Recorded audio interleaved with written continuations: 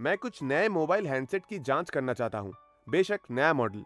बेशक सर, मैं आपको अपने विक्रय प्रतिनिधि के पास ले चलता हूँ।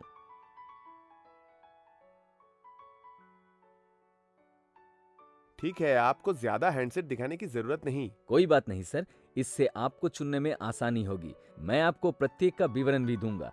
क्या आप कोई निश्चित ब्रांड देखना चाहेंगे? नहीं, ऐसा कुछ नहीं है।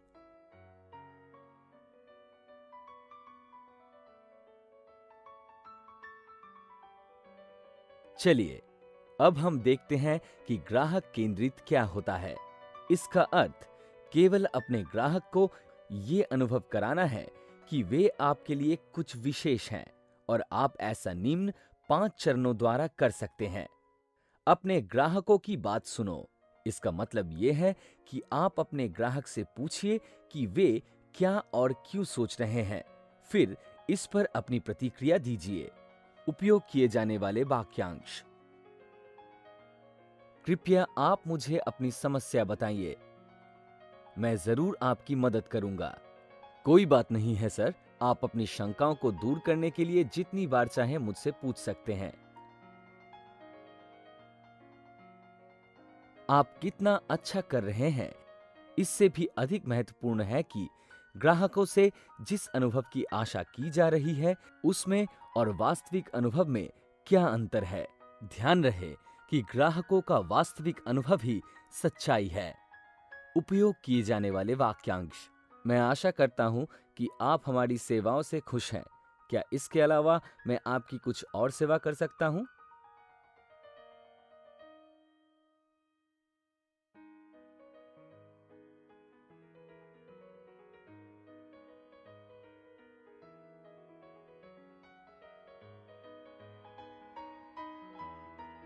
निर्णय लेने की प्रक्रिया में अनुभव, सेवा, उत्पाद या भौतिक वातावरण में ग्राहकों को शामिल करना। उपयोग किए जाने वाले वाक्यांश।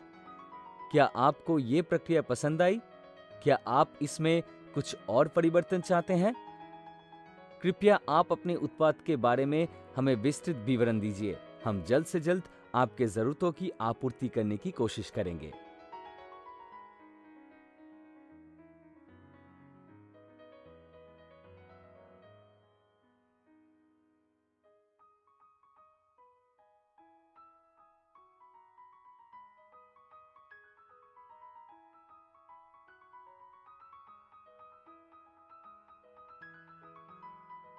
निरीक्षण करना काफी कठिनता का काम है, क्योंकि केवल आप ही इसका तरीका जानते हैं कि आप कैसे कर रहे हैं। उपयोग किए जाने वाले वाक्यांश। मैं समझ सकता हूं सर कि आपको कैसा लग रहा है। आप कृपया परेशान ना हो, मैं आपकी मदद जरूर करूंगा।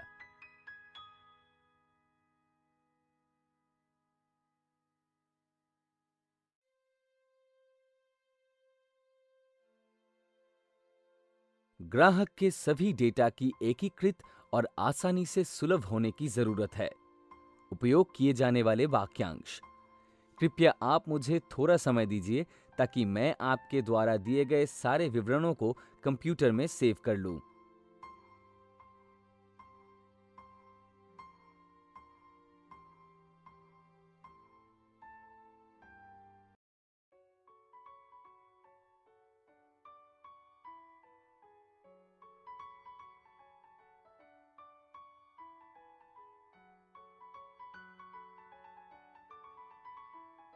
टॉप मोबाइल में आपका स्वागत है। मेरा नाम निशा है और मैं आज आपकी क्या मदद कर सकती हूँ? मेरे साथ ऐसा करने की तुम्हारी हिम्मत कैसे हुई? पहले तो तुमने मुझसे पैसे ले लिए और फिर एक भद्दी सी चीज दे दी। ये कैसी कंपनी है? सर कृपया आप शांत हो जाइए। आप किस परेशानी से जूझ रहे हैं मुझे बताइए, मैं जरूर आपकी मदद करूंगी।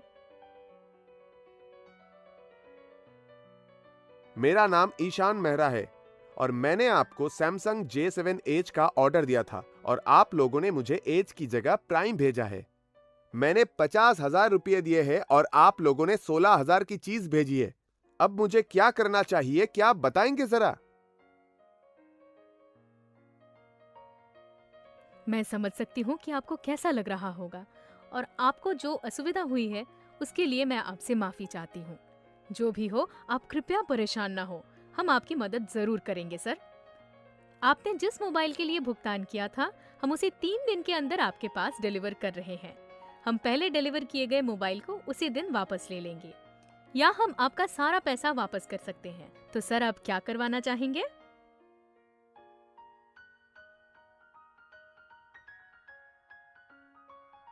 क्या तुम्हें यकीन है कि जो भी समय तुमने बोला है उस समय में तुम चीज डिलीवर कर सकती हो? हाँ जरूर सर, आप कृपया हमें एक और मौका दीजिए। तो ठीक है, ऐसा ही करो। आपका धन्यवाद सर, मैंने आपकी शिकायत दर्ज कर ली है, जिससे कि आपको ऐसी असुविधा फिर से न झेलनी पड़े। हमारा कर्मचारी अगले 2 दिनों में आपका मोबाइल आपके पास पहुंचा देगा और पहले वाला मोबाइल ले लेगा। क्या इसके अलावा मैं आपकी कुछ और मदद कर सकती हूँ सर? फिलहाल कुछ नहीं। ऊपर बाय। की स्क्रिप्ट के माध्यम से हमने ये देखा कि ग्राहक अपनी समस्या लेकर सामने आया और ग्राहक सेवा कार्यकारी ने न केवल उसकी समस्या का समाधान ही किया, बल्कि उसकी विश्वास भी हासिल किया। चलिए अब हम विभिन्न प्रकार के चरणों को देखते हैं जिसके बारे में आपको जानकारी होनी चाहिए।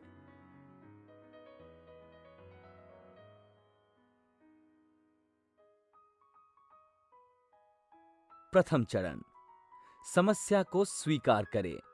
ग्राहक सेवा कार्यकारी को ग्राहक की पहली आवाज से ही ये जान लेना चाहिए कि उसे कोई समस्या है। दूसरा चरण, समस्या को पहचानें। समस्या को पहचानने के लिए आपको ग्राहक से आवश्यक सवाल पूछना जरूरी है, पर इसका अर्थ ये नहीं कि आप उससे व्यक्तिगत सवाल पूछें। तीसरा चरण, वैकल्पिक सुझाव बनाएं। ग्राहकों को चुनने का अवसर दें। चौथा चरण, बनाए गए वैकल्पिक सुझावों। ग्राहकों को सुझाव का चयन करने के लिए कहें, जिससे कि वे स्वयं को महत्वपूर्ण और सुझाव का एक भाग समझें। पांचवा चरण, चयनित सुझाव को कार्यान्वित करें। आपने जो भी सुझाव लिया है उसे जल्द से जल्द कार्यान्वित करें। ग्राहक को कभी भी प्रतीक्षा में ना रखें, वे पहले से ही खिन्न हो सकती या सकता है। इस समय प्रतीक्षा उन्हें आपके सेवा के प्रति असंतुष्ट कर सकती है। छठा चरण, सुझाव का मूल्यांकन करें। इस सब के बाद आप उस सुझाव का मूल्यांकन करें।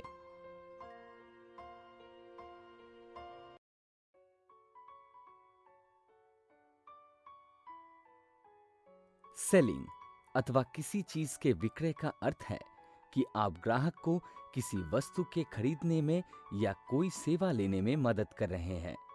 आपको अपने ग्राहक की जरूरतों से अभिज्ञ होना आवश्यक है और उन्हें पैसों से जुड़े सलाह भी आपको देना अनिवार्य है। उत्पाद के लिए उत्साह दिखाना। अगर आप अपने उत्पाद से प्रेम करते हैं तो ही आप ग्राहक से भी इसकी आशा कर सकते हैं। आप जो भी कर रहे हैं या आप किसी चीज का विक्रय कर रहे हैं तो भी आपको उससे प्रेम होना अनिवार्य है। किसी चीज का विक्रय एक ग्राहक सेवा कार्यकारी के लिए अत्यंत ही रुचिकर कार्य होता है। इसमें किसी भी प्रकार के स्क्रिप्ट का अनुसरण करने की आवश्यकता नहीं होती है, मात्र अपने विचारों का उपयोग करना पड़ता है। आपको अपने उत्पाद के बारे में जानकारी होना अति आवश्यक है। उत्पाद से जुड़ी सारी जानकारियों को पढ़ लें ताकि आप ग्राहक के सारे सवालों का जवाब दे सकें। ये निश्चित करें कि आपने ग्राहक को अपने उत्पाद के बारे में सारी बातें समझा दी है।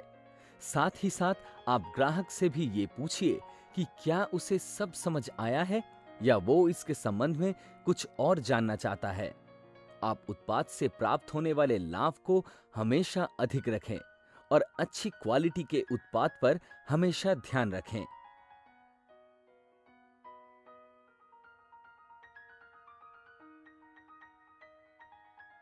अपसेलिंग एक ऐसी विक्रय तकनीक है जहां एक विक्रेता ग्राहकों को अधिक कीमती, अपग्रेडेड या अन्य अतिरिक्त सेवाएं लेने के लिए जोर देता है जो उसे और अधिक लाभ प्रदान करता है।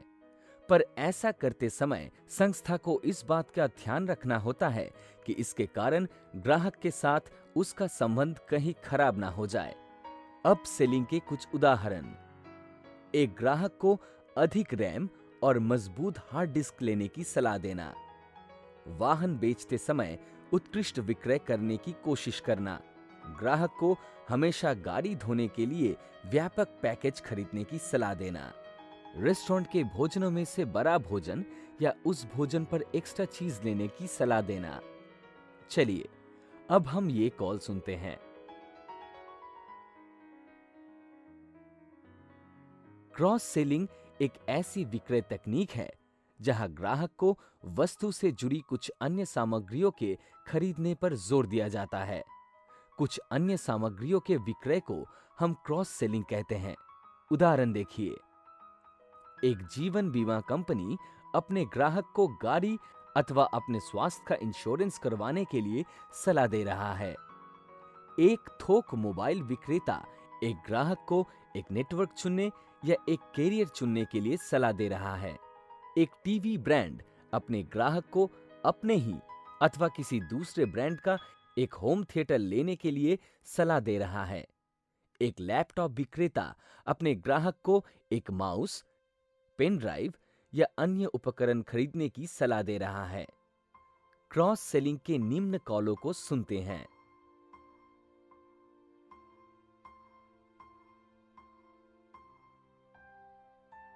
क्या मैं मिस्टर रोहन शर्मा से बात कर रही हूँ?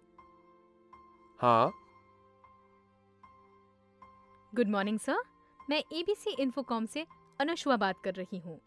हमारी कंपनी ने एक आकर्षक कॉलिंग कार्ड की शुरुआत की है, तो इसके बारे में आपको बताने के लिए क्या मैं आपके कीमती समय में से 5 मिनट ले सकती हूँ सर?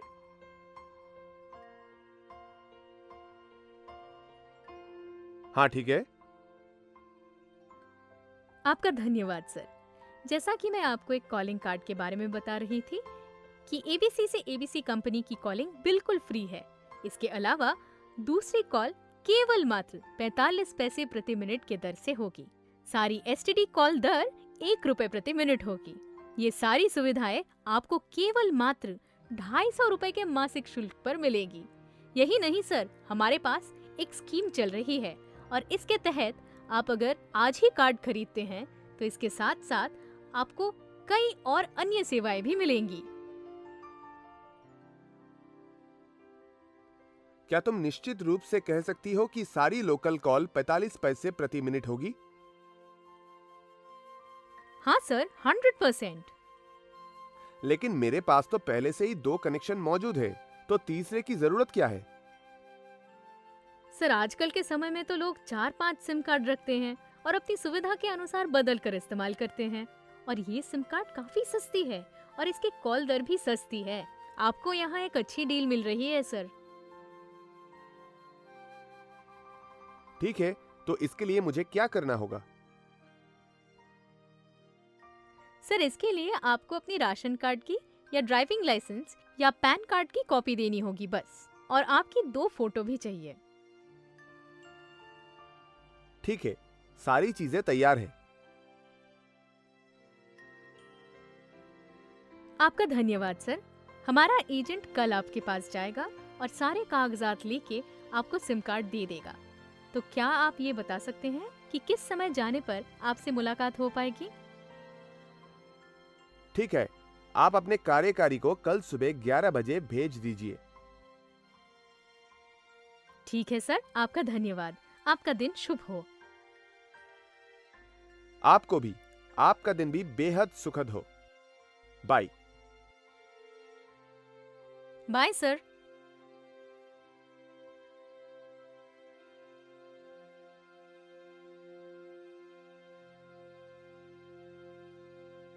सर, मैं एडीसी नेटवर्क से रोहन बात कर रहा हूं।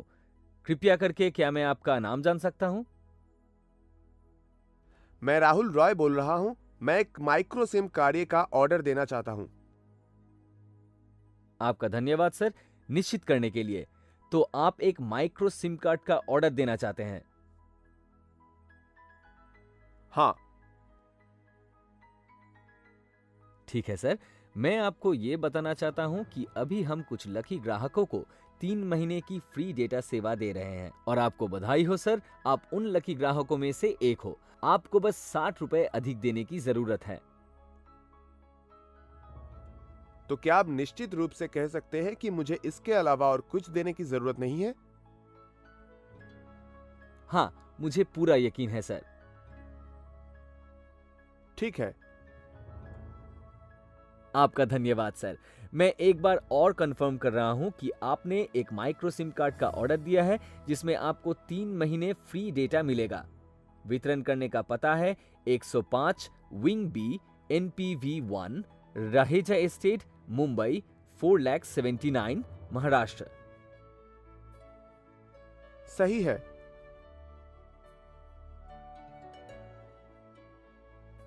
अपना ऑर्डर देने के लिए धन्यवाद। आपकी सिम कार्ड आपको 3 दिनों के अंदर मिल जाएगी। इसके अलावा क्या मैं आपको कुछ और मदद कर सकता हूं सर? नहीं, ठीक है। बाय। बाय सर, आपका दिन शुभ हो।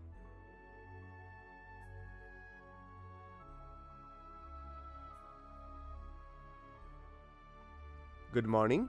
मैं XYZ इंश्योरेंस कंपनी से रोहन बात कर रहा हूं। मैं आपकी क्या सेवा कर सकता हूं? मेरा नाम श्रीमती लवीना लोबो है और मेरा आपकी कंपनी में एक इंश्योरेंस प्लान है और मैं आपसे एक मनी बैक प्लान लेने के बारे में सोच रही हूँ। तो रोहन, इसके बारे में तुम्हारी क्या सलाह है?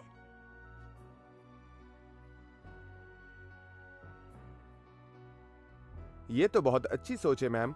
मेरे पास आपके लिए एक बेहतर प्लान है और इस प्लान का नाम है XYZ यूलिप। इस प्लान के तहत आपको अंत में अच्छी वापसी मिलेगी। क्या मैं आपको प्लान के बारे में बता सकता हूँ? हाँ ठीक है, आप बताइए। XYZ यूलिप प्लान आपके वार्षिक प्रीमियम को शेयर बाजार में निवेश करता है और इस तरह बाजार की स्थिति के अनुसार आपका लाभ आता है। जैसा कि आपको पता है कि अभी बाजार की स्थिति काफी अच्छी है और लाभदायक है और XYZ यूलिप प्लान आपको काफी लाभ दे सकता है। मुझे आपका यह प्लान बहुत अच्छा लगा है। आप अपने कार्यकारी को मेरे ऑफिस में दोपहर 2 बजे के बाद इस प्लान के विवरण के साथ भेज दीजिए। बेशक मैम। क्या मैं आपके ऑफिस का पता जान सकता हूँ? हाँ, C110 बांद्रा कुर्ला कॉम्प्लेक्स, मुंबई 400005। आपका धन्यवाद मैम। मैंने आपकी अपने कार्यकारी के साथ आज दोपहर 2 बजे एक नियुक्ति तय कर दी है। क्या इसके अलावा मैं आपकी कुछ और मदद कर सकता हूं मैम? नहीं, इतना काफी है। बाय। Bye ma'am. आपका दिन शुभ हो।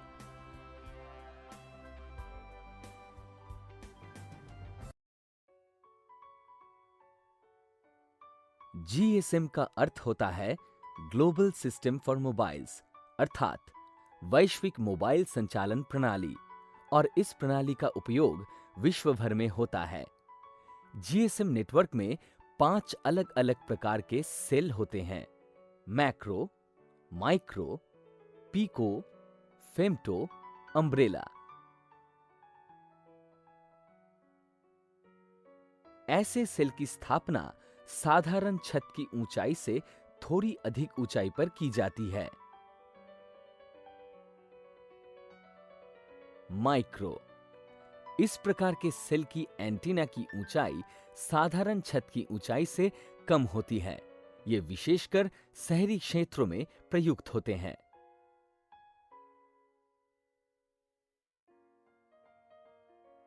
पीको, इनका विस्तार क्षेत्र अत्यंत कम होता है और ये केवल भवन के अंदर ही प्रयुक्त होता है।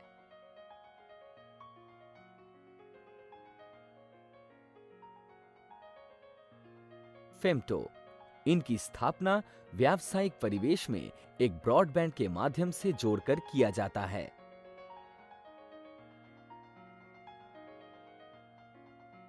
अम्ब्रेला, इस प्रकार के सेल का उपयोग छोटे सेल के छाया क्षेत्रों को ढकने और उन सेलों के बीच की खाली जगह को भरने के लिए होता है।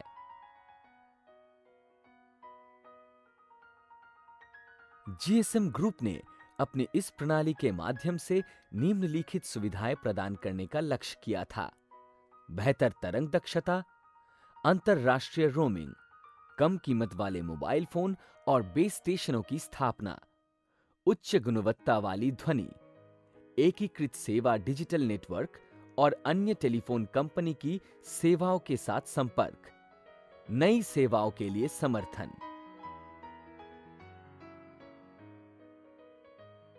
सीडीएमए अर्थात कोड डिवीजन मल्टीपल एक्सेस की एक ऐसी प्रणाली है जिसका उपयोग केवल 3G मोबाइलों में होता है।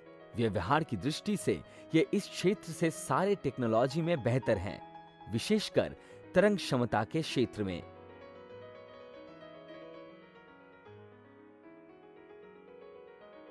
सीडीएमए टेक्नोलॉजी में कई प्रकार की विशेषताएं मौजूद हैं और इस कारण इसे कई 3G सेलुलर दूर संचार प्रणालियों में प्रयुक्त किया गया है। AMPS के साथ जोड़ने पर इसकी क्षमता में 18 गुना वृद्धि हुई है। USTDMA के साथ जोड़ने पर 6 गुना वृद्धि हुई है।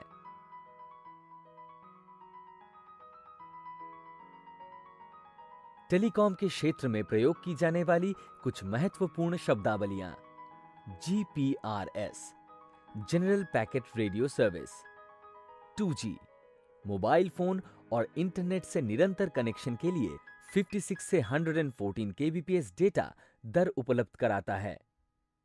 3G इसे यूनिवर्सल टेलीकम्युनिकेशन सिस्टम अर्थात UMTS के नाम से भी जाना जाता है। 2G टेक्नोलॉजी के साथ कुछ नई टेक्नोलॉजी जुड़ी होती है। इसकी स्पीड 384 kbps से 2 Mbps तक की होती है। 4G ये वर्तमान समय में सबसे अधिक इंटरनेट कनेक्शन की टेक्नोलॉजी है, जिसकी स्पीड 100 Mbps तक हो सकती है। ये अब तक की टेक्नोलॉजी में सर्वाधिक मूल्यवान है। ये साधारणतः WiMAX या LTE सिस्टम पर आधारित होकर कार्य करता है। डेटा प्लान ऐसी सेवा है जिसके माध्यम से आप अपने मोबाइल, लैपटॉप या अन्य उपकरणों से आवश्यक सूचनाएं भेज सकते हैं और प्राप्त कर सकते हैं। इसके अतिरिक्त वाईफाई डेटा प्लान भी उपलब्ध है जो यात्रियों के लिए अत्यंत उपयोगी है। इस प्रकार की सेवाएं वोइंगो या अन्य वाईफाई सेवा प्रदाता के द्वारा प्रदान की जाती है। 3G एक सेल्यूलर फोन टेक्नोलॉजी है जो दूसरी पीढ़ी या 2G टेक्नोलॉजी के स्थान पर आई है। 3G अपने संकीर्ण बैंडविड्थ के कारण इंटरनेट कनेक्शन में धीमी सेवाएं प्रदान कर रहे हैं। इसके स्थान पर 4G या वाईफाई का उपयोग तीव्र गति से हो रहा है, क्योंकि इन दोनों की स्पीड समान है और 3G से अधिक है। विभिन्न प्रकार की सेवाएं देने वाली कंपनियां आवश्यक डेटा भेजने या प्राप्त करने के लिए 4G का उपयोग करते हैं। हालांकि 3G नेटवर्क वॉइस और इंटरनेट दोनों ही सेवाएं प्रस्तुत करते हैं। चलिए अब हम कुछ डेटा प्लान के बारे में जान लेते हैं।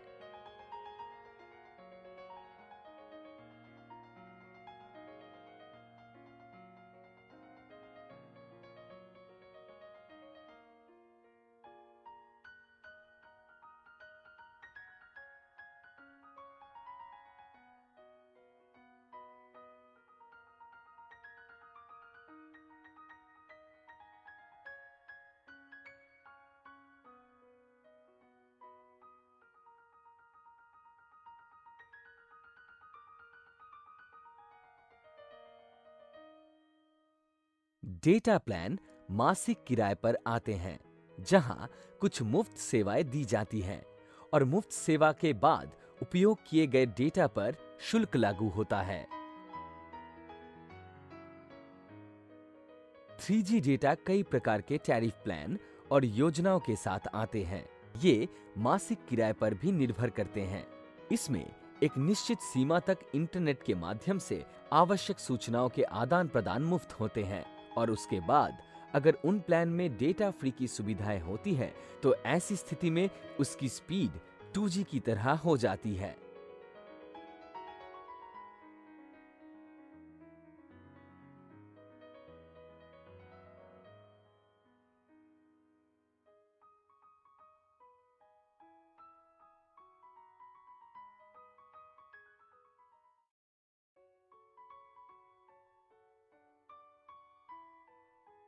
CRM अर्थात ग्राहक संबंध प्रबंधन एक ऐसी सूचना औद्योगिक पद्धति है जो किसी कार्य प्रणाली, सॉफ्टवेयर और साधारणतः इंटरनेट क्षमता के लिए प्रयुक्त होता है और इसके माध्यम से एक कंपनी को उनके ग्राहकों से एक बेहतर संबंध कायम रखने में सहायता मिलती है। इसके माध्यम से एक ग्राहक सेवा कार्यकारी को एक निश्चित समय में ग्राहक की प्रतिक्रिया दर्ज करने और उनके अकाउंट से संबंधित सूचना प्रदान करने के लिए आवश्यक निरीक्षण करने में सहायक होता है।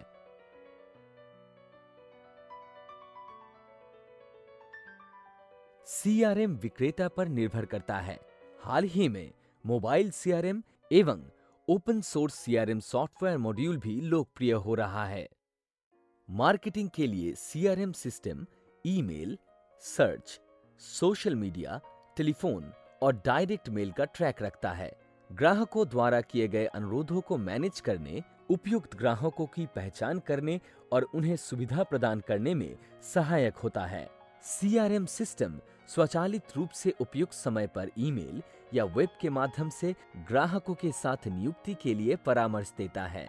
छोटे व्यवसायों के लिए CRM सिस्टम एक कॉन्टैक्ट मैनेजमेंट सिस्टम के रूप में कार्य करता है, जिसमें किसी व्यक्तिगत अकाउंट की ईमेल, कागजात, फैक्स आदि शामिल होते हैं। कई CRM सिस्टम सोशल मीडिया जैसे फेसबुक, ट्विटर आदि से अपने ग्राहकों के सुझाव प्राप्त करने के लिए जुड़े होते हैं और इस प्रकार का CRM अपने ग्राहकों के साथ अच्छे संबंध बनाने में सहायक होता है। नॉन प्रॉफिट एंड मेंबरशिप आधारित सिस्टम फंड जुटाने, जनसांख्यिक, सदस्यता का स्तर और निर्देशिका, स्वयं सेवा और लोगों के साथ संपर्क रखने में सहायक होता है।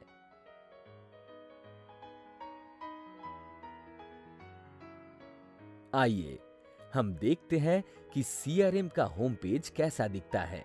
आप देख सकते हैं कि इसमें कई टेबल हैं जिसमें हम आवश्यक सूचनाएं दर्ज कर सकते हैं।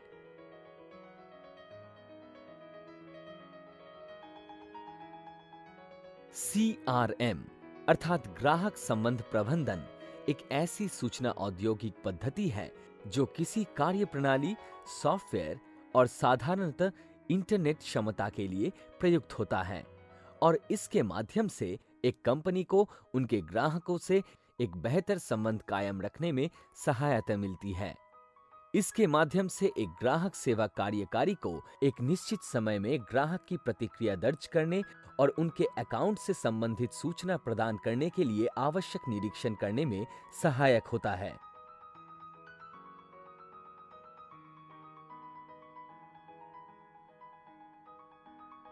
इस पेज में हम एक नए ग्राहक का विवरण तैयार कर सकते हैं।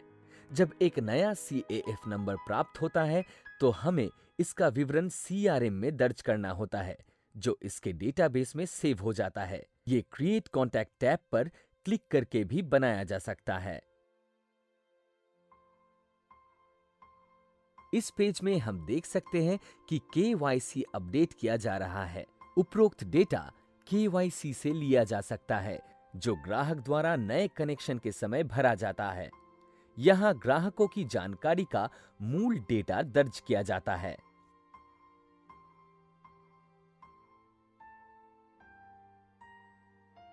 इसमें आप साफ साफ ये देख सकते हैं कि ऑन कॉल रेजोल्यूशन में कहां और कैसे क्लिक करना होता है। ये ग्राहकों के अनुरोधों अथवा जिज्ञासा दर्ज करने में उपयोग किया जाता है।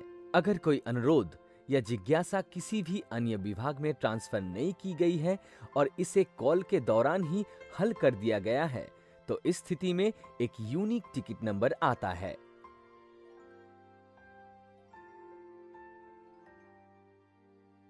इस स्लाइड में आप देख पा रहे हैं नॉन ऑन कॉल रेजोल्यूशन के लिए कहां और कैसे क्लिक करना पड़ता है। साधारण शब्दों में इसे शिकायत दर्ज करना भी कह सकते हैं। जब एक ग्राहक की किसी समस्या को कॉल के दौरान समाधान नहीं किया जा सकता है तो इसके समाधान के लिए समस्या से जुड़े विभाग में कॉल का ट्रांसफर किया जाता है।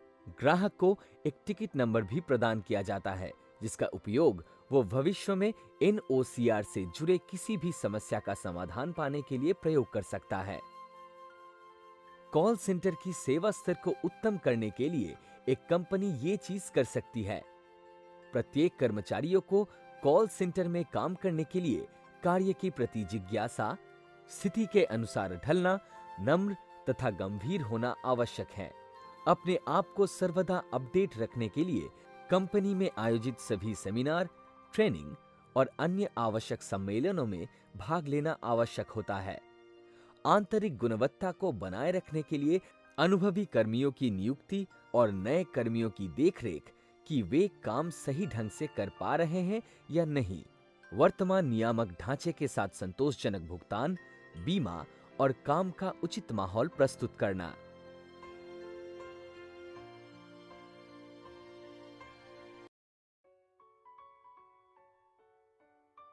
आमतौर पर एक हेल्प डेस्क का उद्देश्य होता है कंप्यूटर, इलेक्ट्रॉनिक उपकरण, सॉफ्टवेयर, भोजन या इस प्रकार के अन्य उत्पादों के बारे में मार्ग प्रदर्शन करना। कई कॉरपोरेट कंपनियां अपने ग्राहकों को उत्तम सेवा प्रदान करने के लिए विभिन्न प्रकार की सुविधाएं जैसे टोल फ्री नंबर, वेबसाइट, तत्काल मैसेज या ईमेल जैसे हेल्प डेस्क का प्रबंध करते हैं।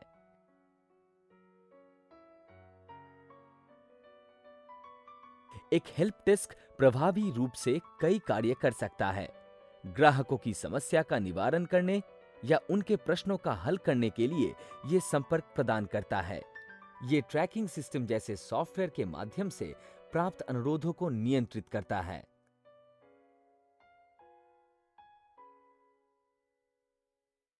विभिन्न कंपनियां अलग-अलग हेल्प डेस्क का उपयोग करते हैं। यहाँ उसके उदाहरण दिखाए जा रहे हैं।